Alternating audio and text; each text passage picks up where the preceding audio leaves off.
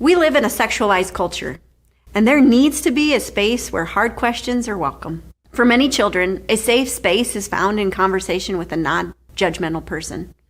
That being said, whether it is a simple question or a major discussion, your child needs to know that he or she is able to come to you to discuss difficult topics. Opening the door for communication through your dialogue is key. As your child grows older, their conversations surrounding development and sex should be ongoing. Society and technology are constantly competing for your child's attention and for an opportunity to impart worldly truth. You need to be the voice of truth in their lives.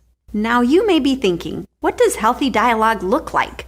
How do I create a safe space for healthy conversation? This largely depends on your demeanor with your child and the way you respond when they approach you with anything. When your child begins to disclose information that may seem daunting, the key is not to overreact or freak out. When a parent overreacts, it communicates one thing. Mom or dad is not a person that offers a non-judgmental space for healthy conversations. So how do you react? How do you respond when your child asks hard questions? First, take your time.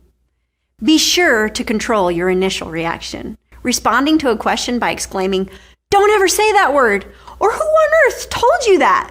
will likely shut your child down. Next, give yourself time to think about how you want to respond.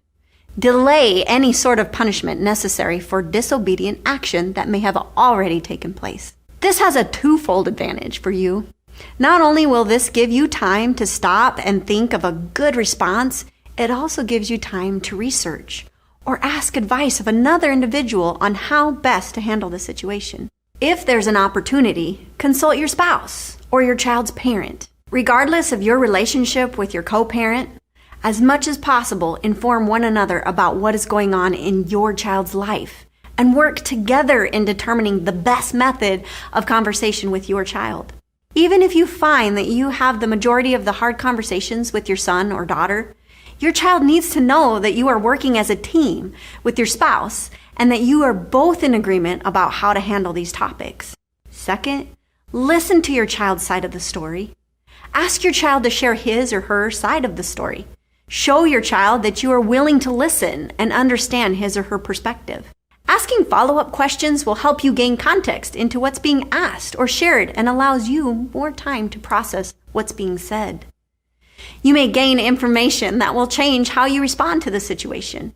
But more importantly, you are giving your child the opportunity to feel heard and understood. For example, if your child says a bad word, take a deep breath and ask a question like, "Where'd you learn that word?" This may or may not offer context to suggest your child actually knows what they're saying. Finally, keep boundaries consistent. Stand firm in the boundaries that you do have because they offer security. Don't feel like setting boundaries and rules will cause your child to stop talking to you about controversial or embarrassing topics. Giving your child expectations to live up to encourages healthy choices that will help your child be successful. Next, we'll introduce you to the latency period.